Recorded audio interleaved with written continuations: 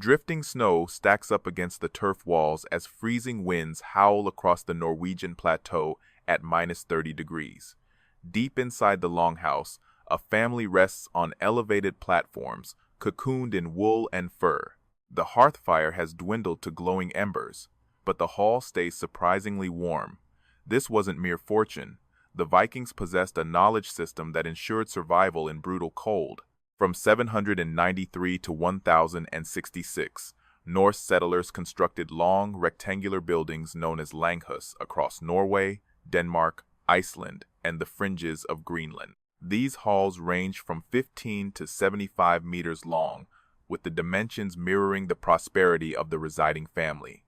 The longest excavated structure, discovered at Hjørring in Denmark, stretched 131 feet.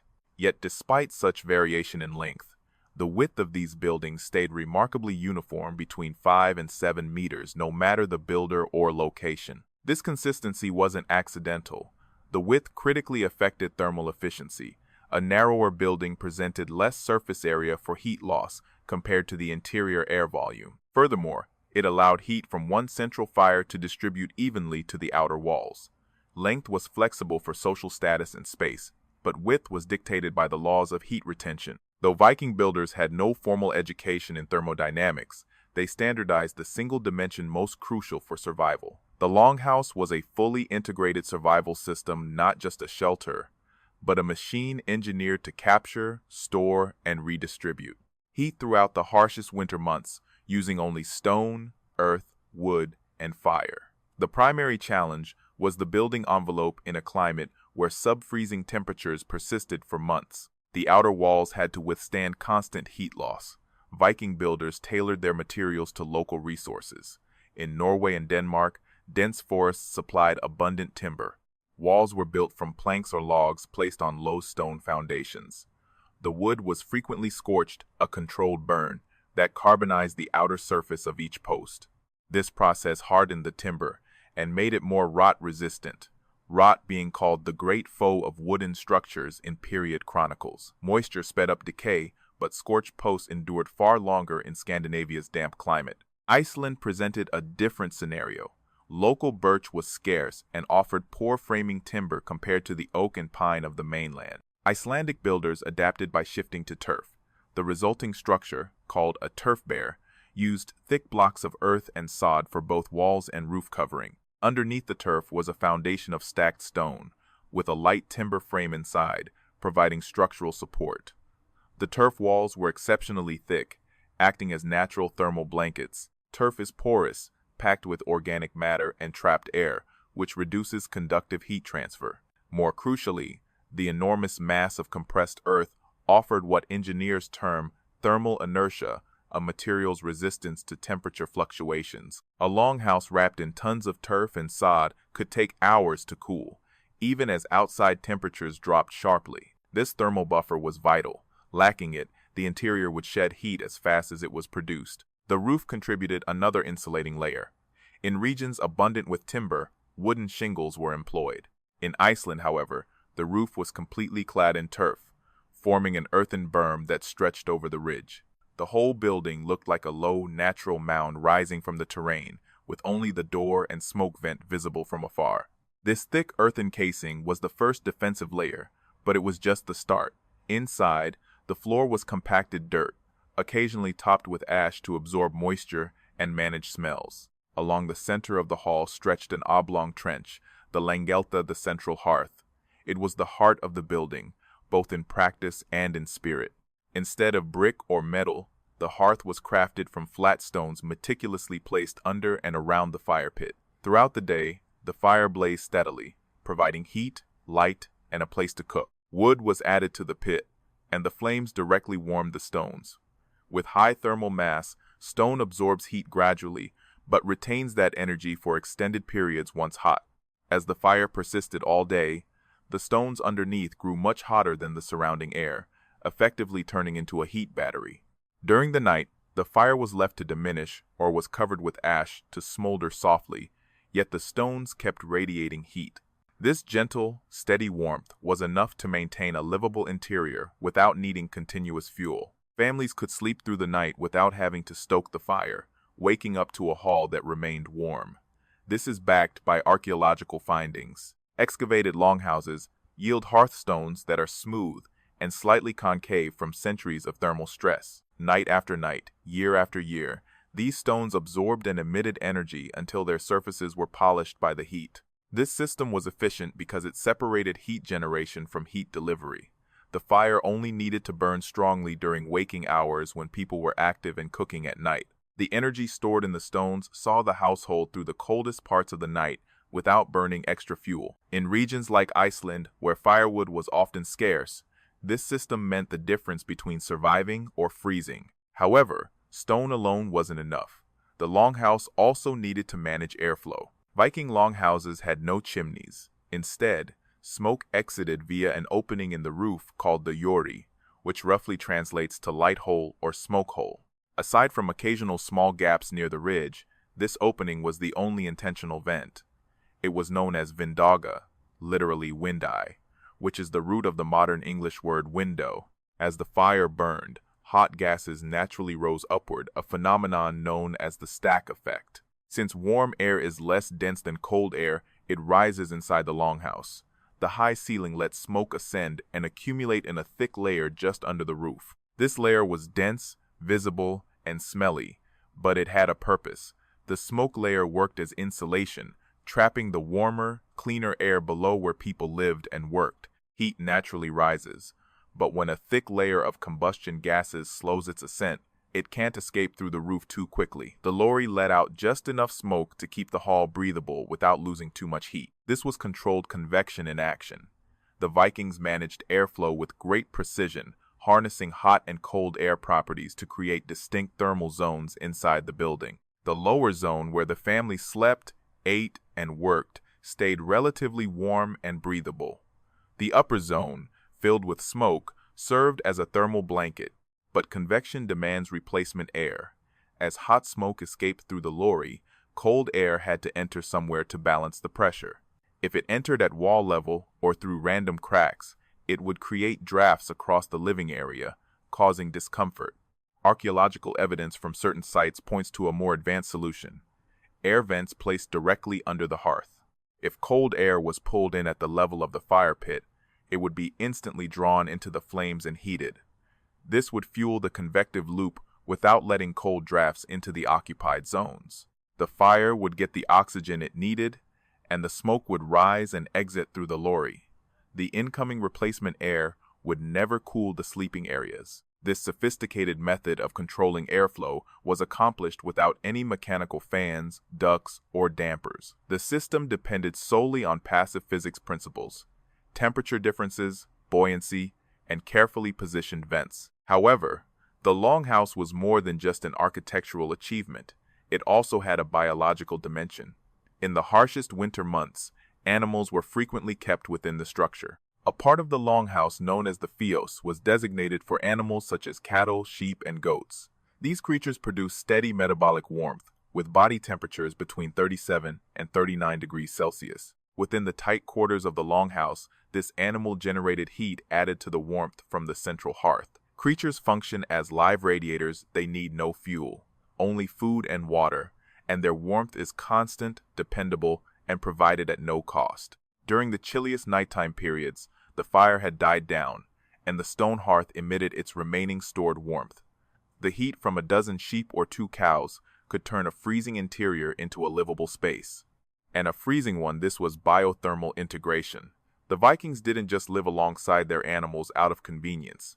They deliberately included animal metabolic heat in their home's thermal calculations. All heat sources were important, and none went to waste. This strategy was supported by the interior design. Elevated wooden platforms called polar ran alongside the inner walls of the longhouse. These platforms had several uses. They served as seating, storage, and beds. Households slept on these raised platforms, which were padded with straw and covered with animal hides for insulation. Sleeping above ground level allowed inhabitants to escape the coldest air layer. Since cold air is denser and descends, the compacted earth floor of the longhouse was the chilliest area. The elevated benches positioned sleepers in the warmest air possible, directly in the path of radiant heat. With the central hearth below and the insulating smoke layer above, this exemplified thermal zoning. The longhouse wasn't evenly heated. It was warmest in the places where people required warmth. Though the floor might be chilly and the roof area smoky, the living zone at mid-height was designed for maximum comfort. Not every longhouse used identical approaches. Occasionally, local conditions permitted remarkable variations. At Reykholt in Iceland, the estate of the 13th century chieftain and writer Snorri Sturluson, archaeologists.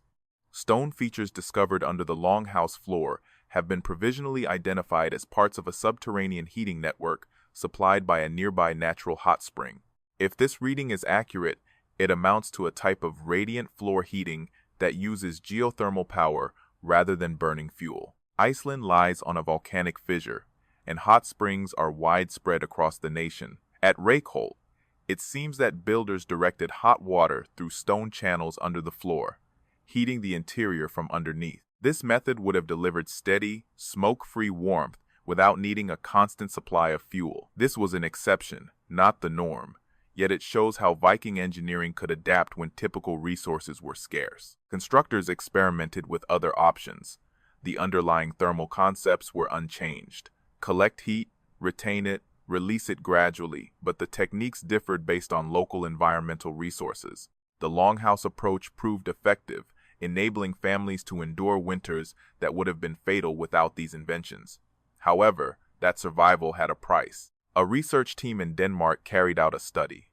Participants resided in reconstructed Viking longhouses for 13 winter weeks, employing open wood fires to heat and cook. The scientists monitored indoor air quality, targeting two contaminants, carbon monoxide and fine particulates. The findings were alarming. Adjacent to the hearth, carbon monoxide levels averaged 16 parts per million. Particulate matter specifically, PM2.5. Particles tiny enough to reach deep into the lungs averaged 3.4 milligrams per cubic meter. Estimated personal exposure, considering movement around the hall, was lower but remained substantial. Carbon monoxide hit 6.9 parts per million and particulate matter reached 0.41 milligrams per cubic meter, far higher than modern biomass-burning homes. The same longhouse design that trapped heat also trapped deadly smoke. Breathing this air daily caused irritated lungs, chronic bronchitis, and lasting damage. For the Vikings, there was simply no other option. They needed just enough airflow to keep the insulating smoke layer intact, but too little draft meant the smoke stayed dangerously concentrated. It was a harsh choice: put up with the smoke or freeze to death. A survival paradox. The very system that kept families alive in sub-zero winters poisoned the air in ways we'd find unthinkable today. In a Scandinavian winter, where night temperatures could kill within hours, inhaling smoke was the price of staying alive, and the longhouse was far more than a heater. It was the center of social and ritual life. The hearth was where meals were cooked, tools were forged, and stories were told. Larger longhouses sometimes had multiple hearth rooms for different uses. One hearth near the entrance handled daily cooking, while another deeper inside was reserved for formal and ritual events. The fire wasn't just for warmth, it was the pivot around which daily life turned. The very hearthstone carried deep symbolic meaning. The hearth marked the line between the safe, controlled hall and the untamed chaos outside. Warmth, light, and community on one side, freezing darkness and wilderness on the other. The flame represented order, continuity, and the survival of life. This symbolic weight permeated all of Viking culture. Hearths were passed down through generations, their stones worn smooth by centuries of use. When a family abandoned a farmstead, the hearth often remained as a lasting link to the land and lineage. This pattern isn't unique to Vikings. Central hearths with thermal mass appear in cold climate cultures worldwide. From Native American tribes to medieval Europe to Central Asian yurts, this convergence is no coincidence. It's a universal answer to a universal problem, surviving winter with limited fuel. Even in modern Iceland, the hearth holds cultural significance. The Jólabókaflóð tradition, the Christmas book flood, centers on gathering by the fire to read and share stories. The fire remains where community, warmth, and narrative come together, and the Vikings built their longhouses without blueprints or formal education in physics or engineering. They learned through observation, trial and error, and generations of accumulated wisdom. They knew that heat rises and stone holds warmth. Thick walls slowed heat loss, and livestock inside generated steady body heat. This knowledge was baked into every structure they raised. The longhouse wasn't a single invention, it was a synthesis of many solutions. The turf envelope provided insulation and thermal inertia.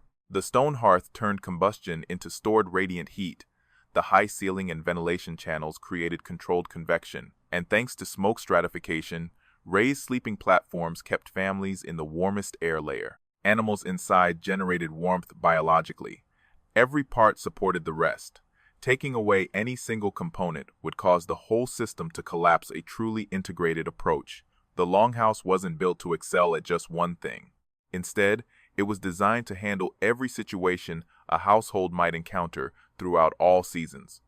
During summer, the massive walls helped keep the inside cool, while in winter, they trapped the heat inside. The central fire offered warmth, illumination, and a place to prepare food. The elevated sleeping areas prevented the bedding from getting damp.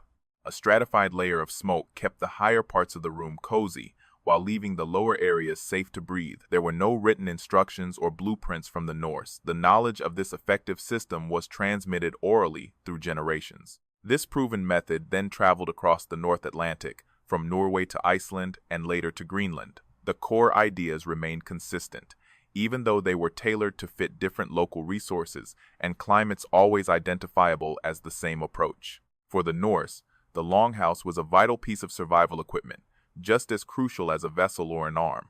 It represented the key innovation that enabled people to endure in one of the planet's most severe environments.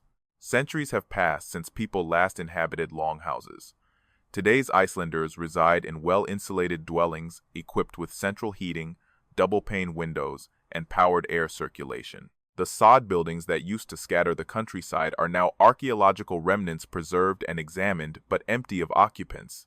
Still, the underlying concepts continue to be relevant. Modern passive solar architecture still incorporates thermal mass. Houses built into the ground still benefit from the natural insulation of Earth, and radiant heating technology still depends on the gradual dissipation of accumulated warmth. The laws of physics remain constant. The only difference is the abundance of resources at our disposal. Contemporary constructors can utilize substances and tools such as concrete, fiberglass for insulation, and electric heat pumps that would have been inconceivable to the Norse. Yet the fundamental difficulty persists, maintaining a steady, habitable indoor environment when the outdoors is unpredictable and harsh. The Norse tackled this challenge by using stone. With sod and flame, they constructed buildings that demonstrated a deep grasp of thermal dynamics, airflow patterns, and the boundaries of human resilience. These dwellings allowed families to endure not merely a single cold season, but countless winters across many generations. Within an environment where mistakes came at a high cost, this was no accident, it was intentional, guided by careful observation and improved through hands-on experience. This was engineering at its purest, using what you know to fulfill the requirements of staying alive. The tale of the longhouse isn't one of opulence or ease. It's a narrative about having just enough. The objective wasn't to produce heat that mimicked a summer day, it was simply to produce heat at all. All that was needed was adequate warmth to get through the darkness. The fire didn't have to blaze continuously.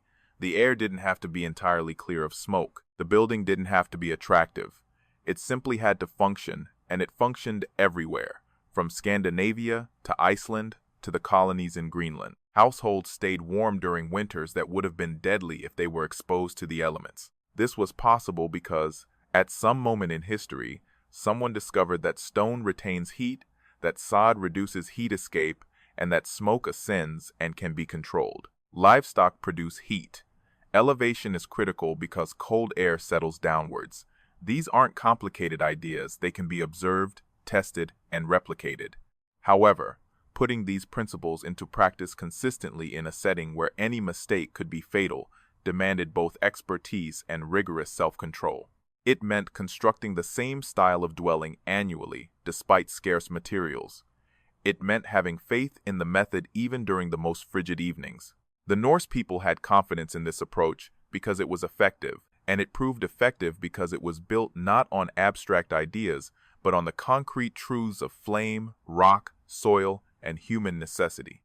Nowadays, our homes shield us from nature. We tweak thermostats instead of tending fires. Our survival depends on power grids, not hearthstones. The gap between us and the tech that keeps us alive is so vast we seldom consider it.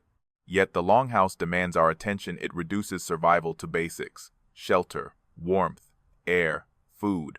It proves what limited resources can accomplish when everything is on the line. The Longhouse isn't just an artifact, it's a living example. It shows that people can design solutions for harsh environments using nothing but what the land offers. It confirms that advanced temperature control doesn't need high-tech materials or complicated machines. Through careful observation, trial and error, and shared wisdom, we can create systems as efficient as modern ones if we respect the limits. The Vikings didn't try to defeat winter. They adapted to it. They constructed buildings that acknowledged the cold and worked with it. They didn't aim to remove smoke, they controlled it. They didn't attempt to block cold drafts, they channeled them. They never attempted to heat the whole space evenly. Instead, they established temperature zones and stayed in the warmest spot. That's clever adaptation. It doesn't battle nature, it operates inside it.